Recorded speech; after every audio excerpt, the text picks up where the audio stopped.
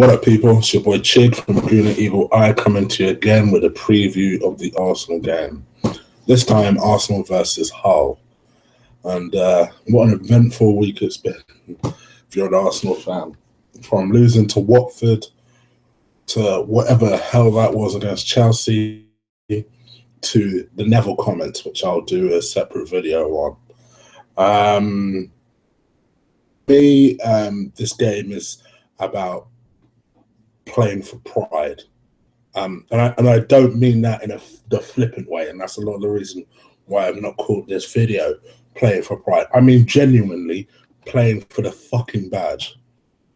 What I don't want is for us to go down to a Hull side who, let's face it, in the last 4 or 5 games, that manager's got them starting to play well. And I just wish just one time that they will all focus. They will come together as a team and play football as a team. That's all I want from this on this side, just to play decent football. Start from minute 1, continue it, see it through. The pressure's off, so you're allowed to play now. Do you know, the league is gone, so you're allowed to play. It's going to be difficult, this game, and I know people might laugh and say, you're playing Hull at home. Sure, just like last week, we were playing Watford at home. That's the last time you see me underestimate a side that Arsenal play. I think it's always good to look at their strengths, and I think that in the case of Hull, what I noticed is that all of a sudden they're starting to not concede goals. They completely outplayed Liverpool last week. They were very tactically astute, and Liverpool never really, not really. If you're honest and you're a Liverpool fan, even you would admit it, they never really looked like scoring. I thought they played well against United, even though they eventually lost the tie. They won that game, and they're looking like they're working really hard as a unit. And let's face it, we struggle to teams who play like a team. So this won't be the easiest game. The only thing I will say is that their striker or strikers never ever really fill me with dread. You know, I think it's Hernandez. Is he still there? So there's nothing there that you would feel like you would worry that someone like Koscielny and Mustafi can't handle that sort of challenge. Nevertheless, this will be a team that I think are catching us at the right time, if you like, where they may fancy their chances. We're low on confidence. We've taken an absolute damaging blow to our title hopes. Confidence is low. And let's face it, the entire side, we're asking questions. Our fans are putting pressure on the team. Rightly so, FYI. For the very first time, I think Wenger is really feeling the pressure. The team are feeling the pressure. And, you know, and I hope they are. Because I hope they understand that this is unacceptable. We need them to show up at the weekend. I want no excuses. No bullshit. Just show up and do what you're paid to do. Beat the team that you're supposed to beat. No bullshit. This is Hull. But then again, I was saying that last week. Oh, this is Watford. You know, we should blaze them 3-0. The ones I'm actually show confidence in these videos, and they let me the freak now. So I'm not really going to come on here and act like Hull aren't anybody. Hull beat Liverpool. So this will not be easy. However, this is my hope for 1 to 11. So if you are new and you subbing around here, you want to know what a hope for 1 to 11 is. What a hope for 1 to 11 is, this isn't necessarily the team that I expect Wenger to pick, but this is the one that I hope he picks in order to get the job done. So for me, the big $1 million question is, have I lost faith with Czech? I would drop Czech. I wouldn't drop him permanently, but I would drop Czech. You know, that was a horrendous mistake against Chelsea. Kind of felt like it was coming as well when I was picking my team last week. But I thought, you know what? No. Just go with Czech. And you know what? I said it in my review, and I'll say it again. He proved Troops right. Was the very first person I saw anywhere that said drop check, and he proved it right. He double agent check, as people call him.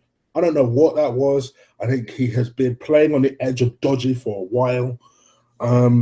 My worry when we bought him is, have we bought him after his peak? It's certainly starting to look like it. We never have luck when it comes to keepers. I don't know what's wrong with us. I'd start with Ospina. Let's give Ospina a run and see what happens. Why not rotate the two?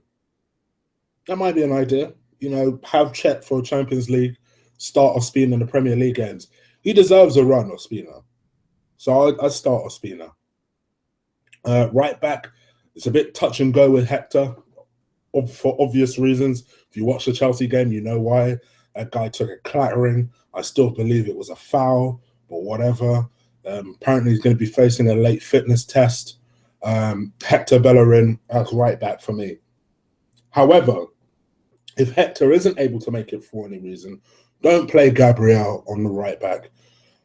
Play Gabriel as centre back and put Mustafi as right back. That should be the move every time that you play. Everyone knows Mustafi plays there for Germany as a right back. Why would you play a Gabriel as right back?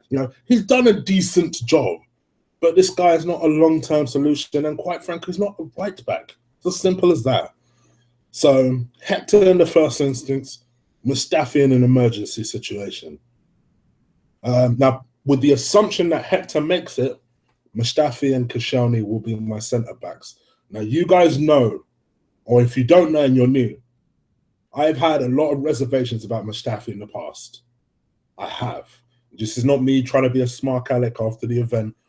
I have had some reservations. I still feel like he'll grow into the role, but the PSG game, particularly away, made me think, oh my gosh, is Mustafi ready for this? Because he has a habit of almost ball watching.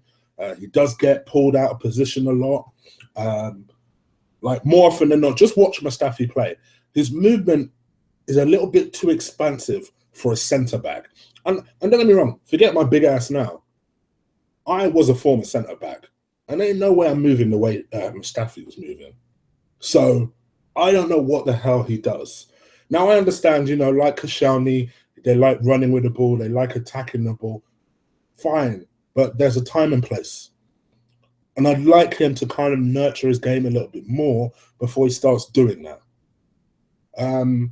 So for me, I still play those two with a bit of a rollicking, saying that last week's performance was unacceptable. Now I agree with what you're thinking. It's not exactly like they had adequate cover in the middle, and I'll get to that in a second. But let's not get it twisted. Their performance wasn't great. For all of Coquelin's criticism for that Hazard goal, Koscielny should have had that in the damn first place. That part. Koscielny should have had it in the first place. So I'm going to get back to the middle, but I think those two would be the pairing. For me, Gibbs as left back, just 100%. I don't think Monreal was the worst out of the defenders.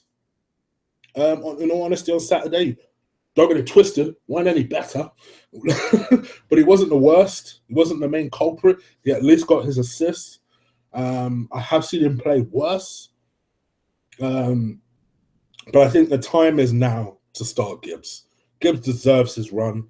I agreed with the decision initially to put Monreal in because, quite frankly, at the time, Monreal has surpassed Gibbs. Last season, Monreal was untouchable. I thought he was the best left back in the league, to be honest, last season. But this season, I don't know what has happened. He has regressed in a serious way. There was a lot of rumors around September time that he was homesick. I think you're starting to see that with Monreal. As much as I've liked him, particularly over the last 18 months, in the summer, that is a position I would look at. So whether that is, and obviously we bought that non-league youngster, whether that is selling both Gibbs and Monreal and bringing in that Wolfsburg left back, whatever the case may be, we need to strengthen that left back position in my view. However, for now, Gibbs is the man as far as I'm concerned. Start him and let's see what happens. Now in the centre, now this is the interesting dilemma. Here's the thing. This won't be popular, but I don't give a damn. We lost 2 games. For me, 2 games justifies changes. I would take Coquelin out. I'm sorry, I've said it. I'll take Coquelin out. That won't be popular. Hell, that might even get me thumbs down. But for me, that performance last week, I'm not just talking about Chelsea, I'm talking about Watford as well, means that, I'm sorry, he gets dropped. So you're probably thinking, well, Chris, who the hell do you put in? You know who the hell I put in? I put in El Nene. People done forgot he's back. El Nene comes into my team. And I think it just gives us a bit of freshness. It almost lifts the team, if you like, gives us a little different feel in that middle. I think El Nene, in my opinion, as much as I love Coquelin and how combative Coquelin is, for me, El Nene is the more intelligent footballer. And you might say, but it's Hull.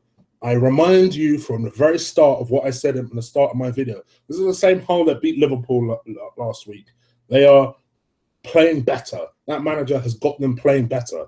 And we all said, oh, but it's Watford last week. So I'm not getting complacent. And I don't want no complacency from this team. So I put El Nene in my team. For me, Alex Chamberlain was, when you compare him to the rest of the team, you got to put Alex right next to El Nene in the middle. 2 players who are very comfortable on the ball, can dribble on the ball, can pass on the ball. I think those 2 play for me. So I put Oxlade-Chamberlain alongside El Nene in that middle. On the left-hand side, who do I play? Now, for me, I would play Welbeck. I thought Welbeck, when he came on against Chelsea, did more in 10 minutes than the entire team. I said that in my review. I still stick with it. I think Welbeck works really hard. I think between him and Gibbs on that left-hand side, they're going to terrorize that whole defense. Who, yes, all right, lately performances have picked up. But prior to that, they were leaking goals in for fun. And I just think that wound needs to be reopened. And I think pace might be the way to do it. So I start Welbeck on that left-hand side. On the right-hand side, surprisingly, I'd probably start Perez. Now, bar the last 3 games or so of Theo, I quite like Theo's performances this season. He's kind of turned it around for me a little bit. However, I'd probably take him out the fray. Now, depending on Perez's fit, because I tweeted it at the time and people were absolutely shitting on Wenger. Normally, I'm not slow to shit on Wenger. But even I was like, I think Perez is injured, guys. Calm down. Right? Now, if he's fit, I start him. If he's not fit, then Theo plays. But if he's fit, I start him. I immediately start him.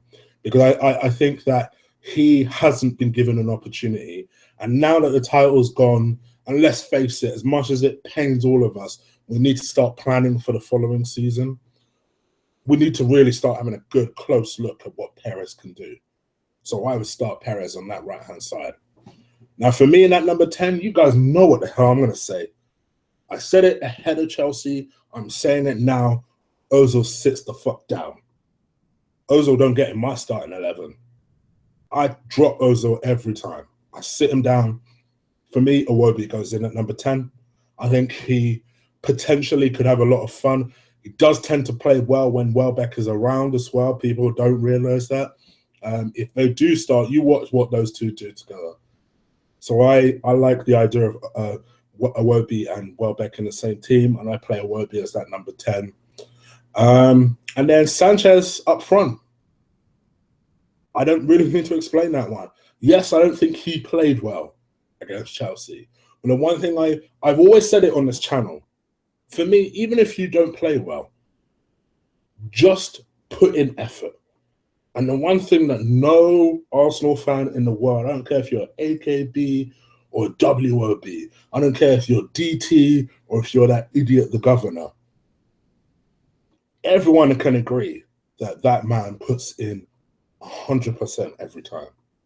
So for me, I think Alexis starts up front. You start with raw pace. We start quickly. We should be able to beat these guys 2-0. Notice I'm not going too confident because this is Arsenal. Having said that, the pressure's off, so quite conceivably, we could probably beat them 5-0. And people would think, oh, we're back in the title race. Let me make it clear, we're in no damn title race. The only race we're in is to finish in the top 4, which, to tell you the truth, I'm kind of like, that's my attitude. I genuinely am not that bothered if we finish in the top 4. It's never, whilst I celebrate when we finish ahead of Tottenham, and it's nice when we finish ahead of Tottenham, my attitude as to whether we finish in the top 4 has been soured, because for me, it's just about repeating the same cycle. Forget finishing in the top 4. That ain't my priority. If we do, great. My priority is just, for once, just play with some heart. That's all I want. From now to the end of the season, show some damn pride. Because we've been severely let down in this past week. To show us some pride. Show some heart. And go and brush over Hull. I want to hear no crap. Anyway, that's my hopeful 1-11. You guys let me know if you agree with it. Leave your comments below as per usual. You guys know I'm quite interactive with people that leave comments, so I always generally tend to reply unless it's a trolling comment. So do let me know what your 1-11 would be, or if you even disagree with what I'm saying. Let me know why. All right, guys, I'm out of here. Take care. Oh, before I go, if you're on Twitter, do follow me at Colossal Chig. That's CHIG. Similarly, if you're listening to me for the first time, just hit that subscribe button. What you got to do? Right, I'm out of here. Peace.